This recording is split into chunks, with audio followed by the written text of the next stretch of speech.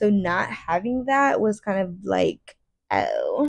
The fact of the matter is, you can do all the research you want, but until you actually do the thing and have the experience for yourself, researching is just an idea. So please do not try to come for me because I have nothing but time to drag you, okay, and walk you guys like dogs in the comments if you keep playing, okay?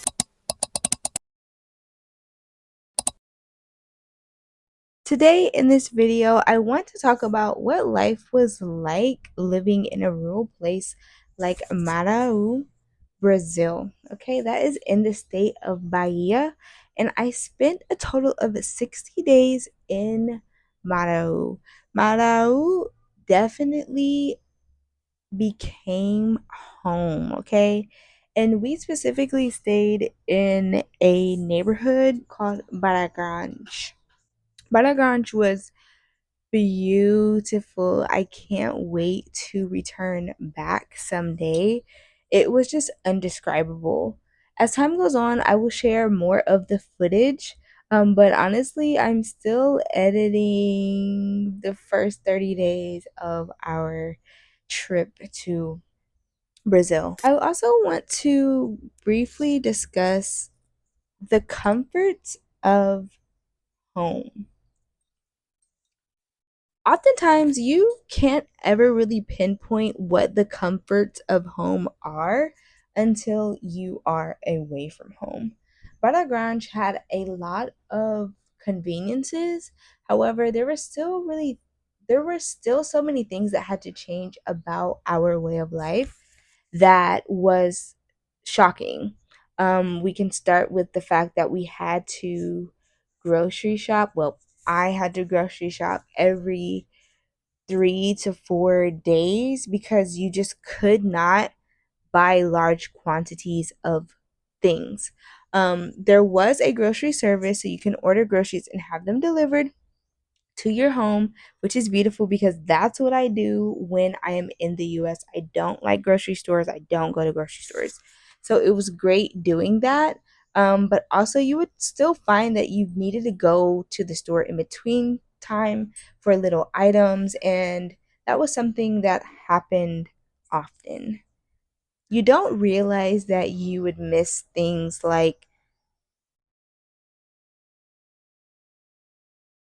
just having tissue paper to blow your nose because it's a convenience that they don't have here.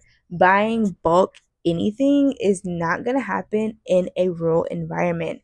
Having to walk everywhere that you want to go. These are things that I dreamed of when living in the US and thought that this is something I'll really enjoy doing, walking everywhere, walking straight to the beach. And I definitely did, but of course, after even 30 days of walking everywhere, you don't really want to do that anymore. I never ended up renting a four-wheeler, although my neighbor was so kind and offered to teach me how to ride one, because they are manual vehicles. I have no idea what I'm doing. He offered, but I ended up just not really even being interested. We had literally like nowhere to go. So we enjoyed ourselves thoroughly. Overall, there was so much less consumerism and consumption. Of course, there was nothing really for me to buy, okay? There were stores for blankets and towels, souvenirs, and lots of food in the location, but nothing else. There was no mall. There was a few like boutique clothing stores and jewelry stores that were really nice and specialized. But other than that, there was really nothing for me to buy. Honestly, I'm not a person that over consumes anyway. I am slightly a minimalist, but even more so now. I only keep objects that bring me great joy and things that I actually use. I don't just keep things just to have them. I don't just buy things just to buy things. I haven't really been like that. So I wasn't really sad about the fact that we couldn't just buy stuff, but not having a mall to just buy clothes. That's my thing that I buy. Every season, I buy a new capsule of clothing. So not having that was kind of like, oh, oh, so we're not doing that. Got it. Not being able to shop online, because even though I don't buy things all the time, when I do buy things, I put a lot of thought into it and I want to do some research and have it delivered to me a lot of the time, okay? But I like going to the mall and stuff like that, but overall, I'm fine with having the items just delivered and call it a day. Because I wasn't consuming so much, I even took months worth of break off of social media. I just deleted the apps. I still had the account, but deleted the apps and wasn't on there. I took TV breaks. I took a lot of time to reflect, a lot of time to sleep, a lot of time at the beach, a lot of time just spending time with my daughter, a lot of time doing nothing. And that was the entire point of this particular sabbatical. I know I shared my future plans with you guys in previous videos, and I did get some backlash. Some people were like, well, you should do more research. You should do this and that. The fact of the matter is, you can do all the research you want, but until you actually do the thing and have the experience for yourself, researching is just an idea, okay? It's not how things are actually going to pan out or be. So that's something you can consider. Also, please do not try to come for me because I have nothing but time to drag you, okay? And walk you guys like dogs in the comments if you keep playing, okay? Um, Definitely check this out. There's so many weird people on the internet. Just dealing with that lately has been quite interesting. So because I wasn't consuming constantly, I learned so much. I unpacked so many things about who I am, the life that I want, things moving and going forward. I've taken piano lessons. I've learned how to produce songs. So much about myself that I don't mention. I try to keep things as cut and dry about moving abroad and making money online. But the truth is, I do a few other things very seriously as well. I got a chance to learn about homeschooling my daughter and new ways to sell my intellectual property online. All of this has been beautiful, okay? And now, without further ado, I will show you a bit about Marau, about Baragranj, and what it was like to actually live in a village. Okay, Baragranj is a village and it is a very rural area. So check this out. I already spread on this. Okay, what do you need help with then? I need to spread this on because this. I got you. I sprayed you. I sprayed the back of your arms.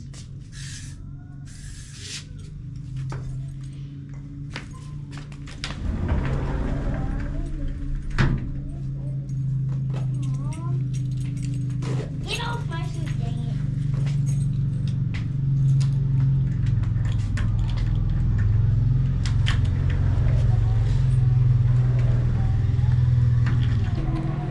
So I got a request to talk a little bit more about what is life really like on Baraganji.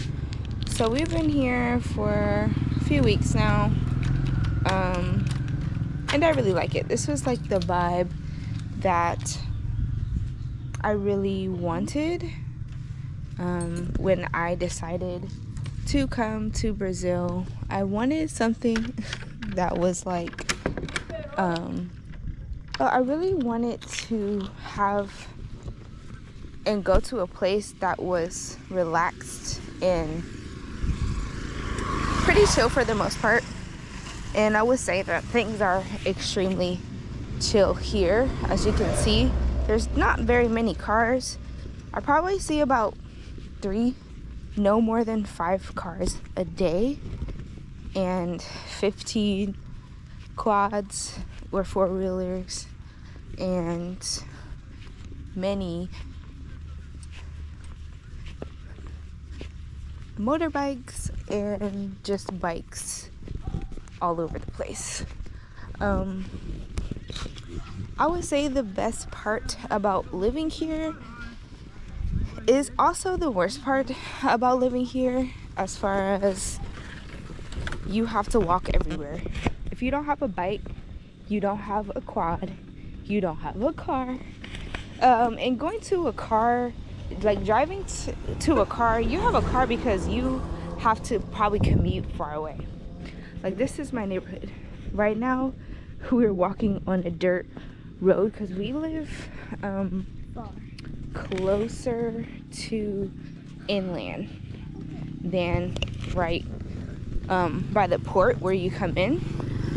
But I would say that walking around everywhere as an American is fun to think about. Like, oh, I can get my steps in, I can walk here and this and that. But it's also like, all right, everywhere you want to go, you're gonna have to walk unless you have a four-wheeler. Where everybody has four-wheelers though, so you kind of stand out if you are not riding one. And if you're not riding one, it's probably because you're going a very short distance. There's a lot of construction on the island. There's not a lot of traffic. It's extremely quiet. The only thing you will hear is Brazilian funk and birds. And monkeys. Boa tarde. Monkey rat squirrels. Right. Tell them about the monkey rat squirrels. Yeah, there are some like monkeys. They're really small though. They look like squirrels, and I joke by calling them rats. But this is where we live. We're starting to come into a bit more Can I hold it when you're done talking? civilization. No, baby, I'm gonna do this one this time. Here's a school right here. That's the school. And there's more people out right now because it's evening. Like, right now, it's winter in Brazil. So, kids are in school during the day until about 3 o'clock. And you have 2 different time periods where you can go to school. You can go to school during the morning shift, or you will start at 12 p.m. for the evening shift. And I believe school is only 3 to 5 hours, because in other places there's like so many kids that they have to break it up. And I have noticed that like the younger kids go to school early, and then they get out around like 12 or 1, and then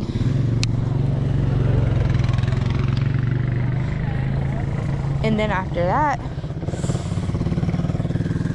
you see like teenagers get out, and you see them like walking to school and stuff like that also.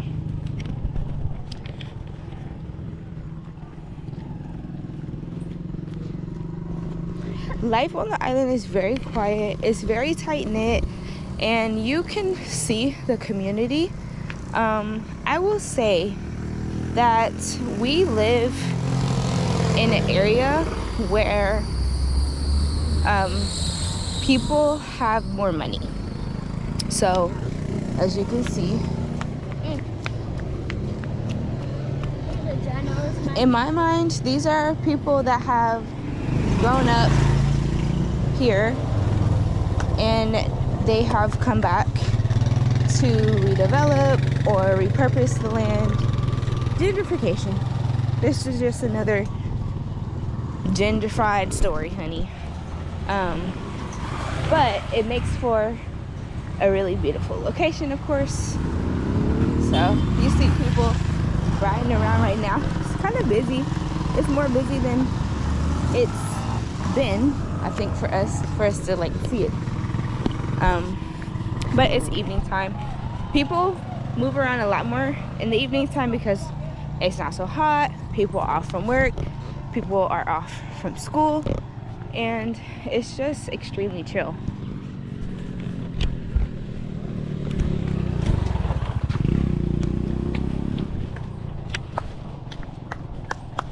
Oh, there's a mosquito on my face. There's a lot of My mosquitoes in my bug bites are starting to it's really bad.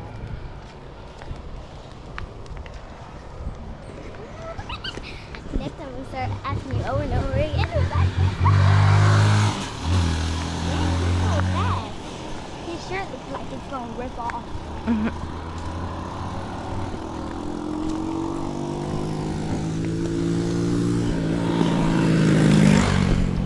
I have been asked to talk about expenses and how much things cost in Baraganji and just Brazil in general. At today, the real is the conversion is $1 equals 5 reais. So your money is going to go further, and using geo arbitrage is how we live here. We take our American-made dollar and we use it in other places where it can go further and do more for us, because at this point in time in life, as a black person, there's no excuse for being poor or living in poverty or just not even being rich, honestly. With the amount of high-paying skills that black people have, it doesn't make any sense for you to be poor. And some people will get mad and people will debate that, but with all the resources and even more now the internet, you can easily make an American dollar and travel the world and live wherever you want. That's crazy. They're going too fast. Oh, and they're all the way down there.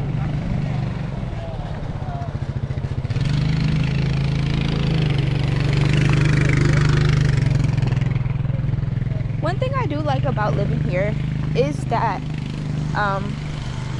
you see like a lot of older people are more active. Like they're out about, they're riding the quads around the island. This is really a peninsula, but you get to see them. They're not shut in, they're not stuck in the house, they're not hiding, they're not, you know, doing anything but participating and being members of society. So here you see the streets are paved now. The roads are nice where there are roads. So this is the main road, and it stops pretty much where we live, and it goes out, which would actually be going south away from us. One day soon I'm gonna rent a quad and we're gonna do some exploring on the island for a day or two. So yeah.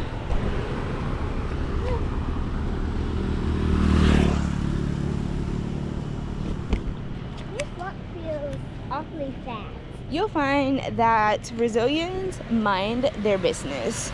You'll find some people that are really friendly, start conversation with you. I haven't really experienced that other than at the mall, and obviously that's the person's job.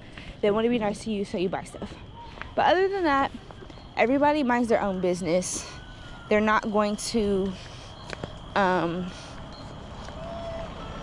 be weird. And I think I'm trying to explain it as best as I can. The level of unbotheredness, not caring and minding their business is weird for me, because in America, everybody's in your business, honey. Like, you can't go anywhere without a Karen asking you, wondering what you're doing, or without side eyes, or without people looking at you and being in your business. But So it's shocking for me that people don't care what I'm doing. Like they don't care. They're not going to ask me. They're not going to intervene really whatsoever.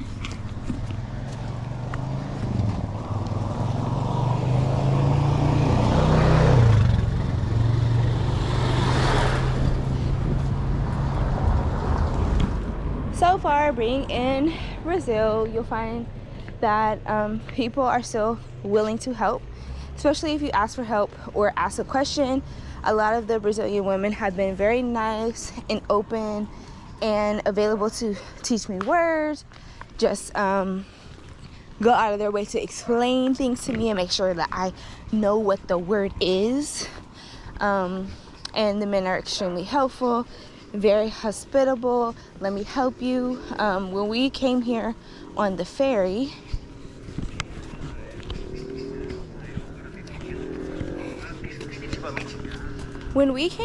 ferry, we had really heavy bags, and two guys helped transport our bags, and the third man, a young man,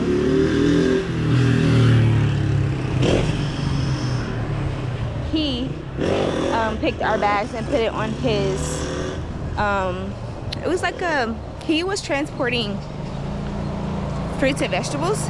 He put it on top of his stuff and he carried it off of the boat for us. And then when we arrived there, somebody immediately was like, oh, let me help you. You can put your stuff on this thing and we'll carry it into the port, the terminal. So of course he gets paid to do that. He ain't doing it for free, but it's nice that they have systems in place. They know like people are gonna be traveling and have this and have that, so they make it very easy for you. Okay, I want to say, when you are traveling abroad, you want to realize that the way that you do things in your home country is not very likely that they do things like that in the country that you're now in.